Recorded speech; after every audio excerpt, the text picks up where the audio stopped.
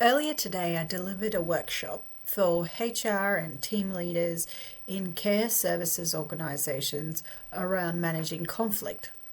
One of the challenges that we identified is that a lot of conflict could be addressed earlier in a much more constructive way if it was done at the right time.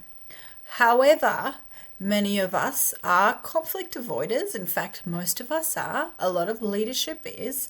And unfortunately, we either accommodate or avoid raising something and having that hard discussion until it's too late. And then it really becomes an issue, a significant issue. And so we were talking about how we bring people to the table to have what is effectively a mediation without setting off warning bells and raising red flags and escalating emotions.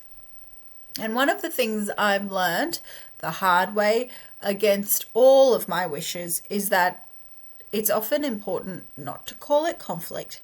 Don't call it mediation. Just start a conversation.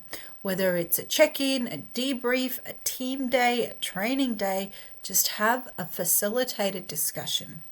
The must-haves, though, is you don't have to call it conflict. You don't have to call it mediation. But you must have intent and purpose. You must have some level of structure or an agenda, time set aside. You need to have confidence and know what skills you're going to use in that time. And finally, you need to be able to keep records. And so bringing people to the table, especially if you work in a team of conflict avoiders, is often the hard part. And if you don't bring them to the table and things are allowed to fester, then they become much harder to resolve in a constructive way. And so one of the best things I can suggest to get people into that conversation in the first place is perhaps we don't call it conflict, we don't call it a mediation, but we pretty much get there.